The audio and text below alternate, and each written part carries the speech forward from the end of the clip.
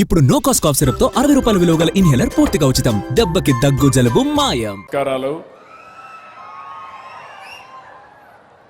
వేదిక పైన పెద్దలు,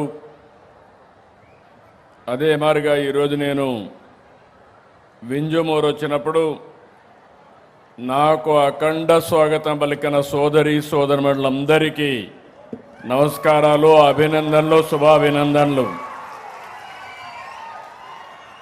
మొట్టమొదటిసారిగా మీరు ఒక బ్రహ్మాండమైన కార్యక్రమం చేశారు.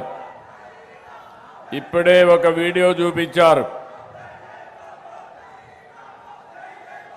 తమిళ్లో ఓపిక పట్టండి. ఈరోజు మీరు చూస్తే నా మనసుకు దగ్గరుండే కార్యక్రమం పాతూరు చెరువును బాగు చేసేందుకు మీరు చూపించిన చొరవ నేను ఎప్పుడు కూడా గుర్తుపెట్టుకుంటానని మరొక్కసారి మీ అందరికీ విజ్ఞప్తి చేస్తున్నా. ఉమ్మడి రాష్ట్రంలో 30 సంవత్సరాల కంటే ముందు నేను జన్మభూమి తీసుకొచ్చాను. ఆ స్ఫూర్తిని మళ్ళీ ఈరోజు వింజమూరులో మీరు చూపించారంటే దీనికి మీరందరూ అభినందనీయులు. Congratulations, hats off to you.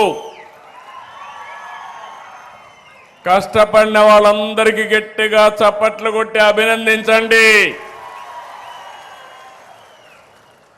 ఎవరైతే ఈ పనిలో భాగస్వాములు కాలేదో వాళ్ళు ఒకసారి మళ్ళీ మీ మనస్సాక్షిగా ఆలోచించి భవిష్యత్తులో మీరు కూడా భాగస్వాములు కావడానికి ముందుకు పోవాల్సిందిగానే మిమ్మల్ని కోరుతున్నా. దారిలో వస్తూ ఉంటే చూశాను. మళ్ళీ నేను డీటెయిల్స్ అన్నీ స్టడీ చేస్తాను. చాలా తక్కువ సమయంలో 70 లక్షల రూపాయలు సేకరించి ఎన్నో ప్రొక్లైన్లు పెట్టి మనం కూర్చున్న ఈ ప్రాంతంలో కూడా ఆ చెరువు మట్టి తీసుకొచ్చి ఎక్కడికక్కడ డెవలప్ చేసి ఒక బ్రహ్మాండమైన కార్యక్రమానికి శ్రీకారం చుట్టారు. ఈరోజు మిమ్మల్ని చూసినప్పుడు నాకు అనిపిస్తుంది, మీరు ఒక అడుగేసి నేను 100 అడుగులు వేస్తానని మరొక్కసారి మీకు విజ్ఞప్తి చేస్తున్నా. అందుకే అది చూసినప్పుడు ఇక్కడ అడిగినప్పుడు మీరు అడిగారు, మీ ఎమ్మెల్యే అడిగారు. ఈరోజు మీకు హామీ ఇస్తున్నా, సోమశిల నుంచి వచ్చే కాలువ నీళ్లు 34 కోట్లు ఖర్చు అవుతుంది. 2019 ఇచ్చాను. ప్రభుత్వం అంటే మీరే ఒకసారి నెమరు వేసుకోవాలి. ఎవరు ప్రజల కోసం పనిచేస్తారో, ఎవరు స్వార్థం కోసం పనిచేస్తారో ఒకసారి నెమరు వేసుకోండి. ఇప్పుడు హామీ ఇస్తున్నా, మళ్ళీ 6 నెలల లోపల ఇక్కడే శాంక్షన్ చేస్తున్నా, టెండర్లు పిలవమని ఆదేశాలు ఇస్తున్నా.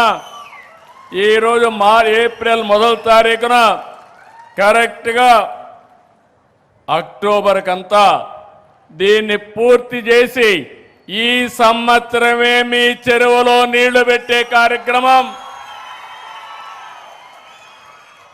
ఇది కాకుండా చుట్టుపక్కల ఉండే చెరువులు ఇంకా 3 ఉన్నాయి. అవన్నిట్లో కూడా నీళ్లు పెడతాం. ఒక్కసారి నీళ్లు వస్తే ఏ విధంగా మీ జీవితాలు మారుతాయో మీరు గుర్తుపెట్టుకోవాలి. నేను 10 సూత్రాలు పెట్టుకొని స్వర్ణాంధ్రప్రదేశ్ పోతున్నాం. అంటే నేను చాలా స్పష్టంగా వాటర్ సెక్యూరిటీ, నీటి భద్రత. ఈరోజు ఏప్రిల్లో ఉన్నాం. దగ్గర 60% రిజర్వాయర్లో నీళ్లున్నాయి. అన్ని రిజర్వాయర్లు కళకళలాడుతున్నాయి.